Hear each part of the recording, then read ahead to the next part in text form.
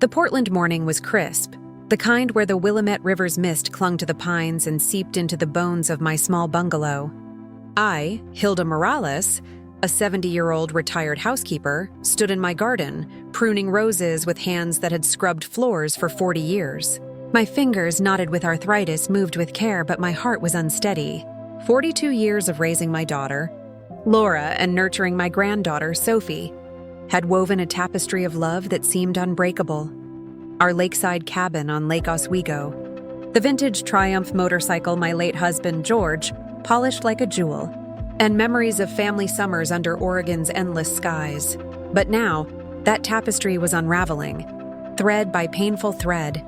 8 months ago, George slipped away during our morning ritual, tea with honey, toast with marionberry jam, his gentle smile as he read the paper. "My Hilda," he'd said, squeezing my hand, his last words before a stroke stole him. Since then, Sophie, now 28 and a graphic designer, had been my anchor. She'd visit weekly, help with chores, and urge me to see a doctor for my aching joints. "Gran, you've got to stay strong," she'd say, her hazel eyes bright with what I thought was love. Her fiancé, Ethan, a slick 30-year-old event planner, always lingered nearby, his smiles too polished, his words too calculated. I trusted Sophie, not him. The lakeside cabin was our sanctuary. George and I bought it in 1978 when Laura was 10, pouring every spare dime from his carpentry work and my housekeeping salary into it. Summers were alive with Sophie's laughter as she splashed in the lake, her birthday parties filled with homemade cakes and firefly hunts. Christmases brought her and Laura to the cabin's hearth, where George taught her to carve wooden ornaments. The Triumph, his pride, gleamed under his Sunday care, parked by the cabin's cedar porch. Sophie knew its value, not just in dollars but in memories. Ethan, though, scoffed at its rusty charm, his eyes always scanning for something shinier.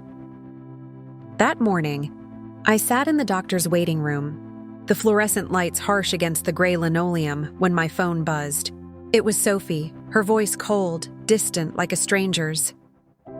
"Gran, Ethan and I are going to Paris for our wedding planning. I sold the cabin and the Triumph. Needed the money for the venue. You'll get a cut soon. Bye." The call ended before I could speak. 42 years of sacrifice. Every late night cleaning, every summer spent at the cabin, every hug I gave Sophie, discarded in a 30-second call. My hands trembled, but tears didn't come. Instead, a quiet resolve bloomed, like the roses I'd pruned that morning. The doctor's visit was a blur. My arthritis was stable, more rest, better diet. My mind was elsewhere, replaying Sophie's words, Ethan's smug grin at our last dinner.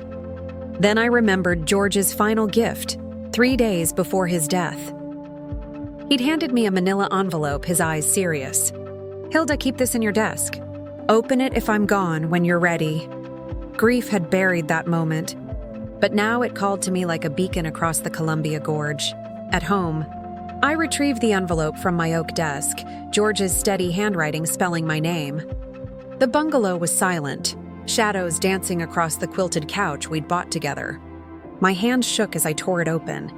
Inside were deeds, bank statements, stock certificates, and a letter in George's neat script. "My dearest Hilda," he wrote, "I kept this secret to protect you from worry. Our savings grew into a trust fund, commercial properties and stocks, a downtown Portland loft, a Lake Oswego strip mall, a coastal motel, and shares in 2 tech firms and a brewery. You're worth $2 million. Sophie doesn't know. I wanted her to love us for us, not our wealth. Use this wisely."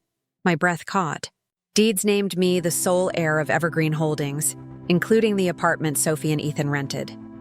George, a carpenter with a hidden knack for investments, had built a fortune I never suspected. I sat on the couch, the weight of his foresight sinking in. Sophie thought she'd left me destitute, selling the cabin for $500,000, half its value, and the Triumph for $15,000, a fraction of its worth. Ethan's influence was clear. He'd always pushed Sophie toward extravagance. But George had ensured I wasn't helpless. I smiled, not from joy, but from the power I now held. like a storm gathering over Mount Hood. The next morning, I called Ellen, my former teaching colleague, now a financial advisor. "Margaret, you sound different," she said, her voice warm. I sent her the documents. "Good heavens, George was a genius. You're richer than half of Portland's elite. What's the plan?" I hired a lawyer, Patricia Cole, 503-550198, a no-nonsense estate attorney George had trusted. "Margaret, the cabin sale was fraudulent," Patricia said. "Sophie used a forged power of attorney. We can void it and recover the triumph. What else?" I outlined my strategy. Reclaim everything silently, let Sophie face the consequences of her betrayal, then teach her what family means. "This is bold," Patricia said. "It's not revenge," I replied. "It's redemption," Sophie called that afternoon, her tone softer, patronizing. "Gran, we deposited $150,000 into your account. You're 30% from the sales. It'll help you get by. Ethan and I are planning the wedding of the century in Paris. We'll find you a nice apartment when we're back." I played the frail grandmother, my voice trembling. "When do you leave, dear?" "Tomorrow. 6 months, maybe more." "Don't worry, Gran, we've got you." She hung up, oblivious to my plan. I checked my account. $150,000, a mockery of the cabin's worth. I laughed, the sound sharp in the quiet bungalow. From my porch, I watched Sophie and Ethan load designer suitcases into a cab, laughing, dreaming of Parisian lights. They didn't glance at my window, no goodbye. The betrayal cut deep, but George's envelope gave me armor. Patricia worked swiftly, nullifying the cabin sale within a week. The buyers, misled about my frailty, returned it without issue. The triumph was harder. Sophie's forged power of attorney, signed during my grief, required proof of deception. Patricia tracked the buyer, a local collector, who returned it for $20,000 after learning the truth. Weeks passed, and I played the destitute widow. Neighbors like Mrs. Larson across the street offered pitying glances. "Margaret, is it true Sophie left you with nothing?" I nodded, tending my roses. "She's chasing dreams. I'll manage." Inside, I studied Evergreen Holdings. The apartment Sophie and Ethan rented brought $8,000 monthly, which they'd stopped paying, assuming it was theirs. The loft and strip mall generated $12,000 more. Stocks had tripled in value. I was no pauper. Patricia uncovered Ethan's wedding plans, a $300,000 Parisian extravaganza funded by the cabin money and loans against the apartment they didn't own. Their marriage was crumbling under debt and Ethan's lies. He'd siphoned funds to a side girlfriend, Lila. Sophie faced $250,000 in debts, unaware the apartment wasn't hers. I instructed Patricia to freeze Evergreen Holdings accounts and prepare an eviction notice for Sophie to be delivered upon her return. "Margaret, this is a masterstroke," Patricia said. "It's not punishment," I replied. "It's teaching." 4 weeks later, Mrs. Larson rushed over. "Margaret, Sophie's back." Alone. Ethan ditched her in Paris, ran off with some model. "She's at their apartment, but the doorman says she's got no keys." I sipped tea, smiling. Sophie had hit rock bottom as planned. That evening, Patricia confirmed the eviction notice was delivered. Sophie called, her voice trembling. "Gran, I got a letter saying I have 30 days to leave the apartment. It's from Evergreen Holdings. Do you know them?" I feigned confusion. "No, dear." "Sounds serious." "Where's Ethan?" A sob. "He's gone. Left me with debts." "Gran, I'm in trouble. Can I come home?" She arrived the next day, gaunt, her designer clothes wrinkled, her confidence shattered. "Gran," she said, standing in my kitchen, "I messed up. The wedding's off. I owe $250,000. Ethan lied about everything." Tears spilled as she confessed. Ethan had pushed the sales, forged the documents, and drained their accounts. "I'm sorry, Gran. I treated you like you didn't matter." My heart ached, but I stayed steady. "What happened to the cabin money?" She admitted Ethan blew it on the wedding and Lila. "Can I stay here? Just until I figure things out?" I nodded. "This is your home, Sophie." She moved into her old room, its walls lined with childhood drawings. I watched her unpack, humbled, a shadow of the arrogant granddaughter who'd called from Paris. For weeks, I let her struggle. Job applications rejected due to her debts. Creditors hounding her, neighbors whispering. She took a part-time job cleaning offices at night, earning $10 an hour, a far cry from her design career. Each evening, she'd return exhausted, but with a new humility, helping with dishes, tending my roses. One night, Mrs. Larson visited. Margaret, Sophie's different. She's cleaning offices, helping old Mr. Thompson with groceries. She's learning. I nodded. She's growing. Mrs. Larson squinted. You're not as broke as you seem, are you? I smiled, silent. Sophie was changing, but the lesson wasn't complete. I arranged a meeting with Patricia, telling Sophie it was to sort her debts. In Patricia's office, Sophie fidgeted, expecting more bad news. Patricia slid a folder across the desk.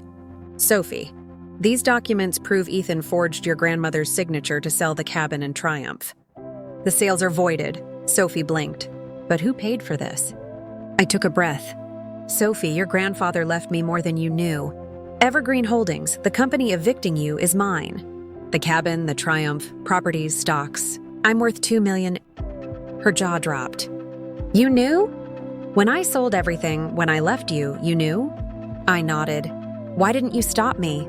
Because you needed to learn what family means, not just money. You sold my home, my memories, for a lie. I let you fall so you could rise stronger. Tears streamed down her face. Gran, I'm so sorry. Ethan pushed, but I chose to follow. Patricia explained the debts were cleared, as Ethan's fraud nullified Sophie's liability. The cabin and Triumph were back in my name. Sophie was free, but humbled. What now? She asked. You work, I said. Manage the strip mall. Earn your place, not as my granddaughter, but as a woman who values what matters. She nodded, resolute.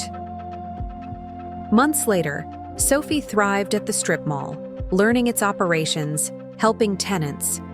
I used part of the fortune to start Rose Haven, a nonprofit for elders facing financial abuse. Sophie volunteered, sharing her story to educate others. Ethan faced fraud charges in France. Lila vanished. My bungalow buzzed with life. Sophie cooked dinners, we laughed over old cabin photos, and the Triumph gleamed by the porch again. One evening at a Rose Haven fundraiser, I wore an emerald dress, George's favorite. Sophie raised a glass. To Gran, who taught me true wealth is love, earned through respect. The crowd cheered, and I felt George's presence in the Portland breeze. Life Solver's lesson at Life Solver, we share stories of resilience. Margaret's silent strategy turned betrayal into redemption, saving $2 million and her granddaughter's soul. Elder financial abuse affects 15% of seniors, costing billions. A cabin and a Triumph changed everything. What would you do? Share your city and thoughts below. Like, subscribe, and join Life Solver for more stories that empower. Support us with a super thanks to keep these tales coming. See you next time.